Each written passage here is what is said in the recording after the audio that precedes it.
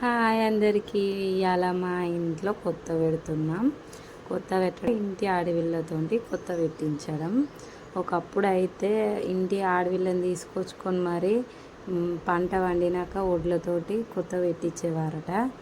ఇలా మాత్రం ఆడవిళ్ళలు లేరని మా పాపతోటి అయితే చేస్తున్నాం. మొదటిగా ఫస్ట్ ఆమెకి బొట్టు పెట్టి తర్వాత కంకణం కట్టి పసుపు పెట్టి నేను కూడా పెట్టేసుకొని మా ఆయనకు కూడా బొట్టు కంకణాలు కట్టుకున్నాం. ఆయన కూడా నాకు కట్టారు. తర్వాత ఏంటంటే ఈ మన పుట్నం పెట్టడం అంటే కొత్త బియ్యాన్ని మంచిగా రోకల్కి జాజు సున్నం పెట్టుకొని 5 సుట్లు పెట్టుకోవాలి. 3 సుట్లు జాజు, 2 లైన్లు సున్నం పెట్టేసుకొని అట్లానే రోకలికి కంకణం కట్టేసుకొని రెడీ చేసేయాలి రోకల్ని.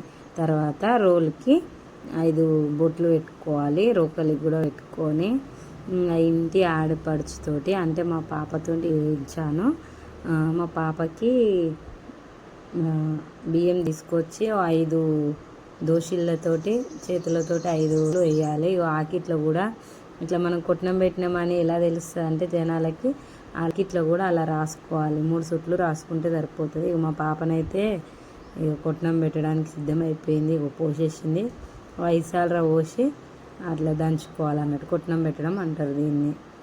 తను మాత్రం చాలా హ్యాపీగా ఫీల్ అయింది. తర్వాత రోకల్ని పట్టుకొని 5 సార్లు అట్లా బియ్యాన్ని తీసుకొని బియ్యాన్ని కడిగి పొయ్యి మీద పెట్టేసుకోవాలి. తర్వాత మా అత్తగారు అయితే పచ్చి ఆకులు తీసుకొచ్చింది. మూతుగాకులు తీసుకొచ్చి మరి కుట్టి అందులో తింటే మనం చేసింది ఇవాళ పుణ్యం. ఎప్పుడైనా మా అత్తగారు అలానే చేస్తారు. అన్నం అయితే రెడీ అయిన తర్వాత పులుసుకు పోపు రెడీ చేసేసినాం. ఆకులు ఏంటంటే యాదొండకాయ ఆకులు అవి వేయడం సాంప్రదాయం అంట కొత్త పెట్టే రోజు. తర్వాత మనం బియ్యం వండుకున్న తర్వాత కూరాడు ఎక్కియడం. కూరాడు అంటే ఒక సర్వాల వాటర్ తీసుకొని 5 బొట్లు పెట్టి అందులో గంజి పోసాము. తర్వాత దానికి కంకణం కట్టి పువ్వులు కట్టేసి అన్నం పెడుతున్నాం. దీపం ముట్టించేసి అన్నం పెట్టాలి. 5 బొట్లు కూడా పెట్టేసి రెడీ చేసి తర్వాత మనం కొట్టం పెట్టిన అన్నము పచ్చి ఆకులు వేసి అన్నం పెట్టి తర్వాత పులుసు పోసుకొని మంచిగా నైవేద్యం పెట్టాలి దేవునికి. ఇది ఆడవిళ్ళనే తినాలి అన్నట్టు అందరం మొక్కి ఫస్ట్ అయితే మా పాపకే తినబెట్టాము. తర్వాత మేము అందరం తిన్నాము. ఇలా ఉంటుంది ఇంటి ఆడవిళ్ళ పండుగ ఎలా చేసుకున్నామో.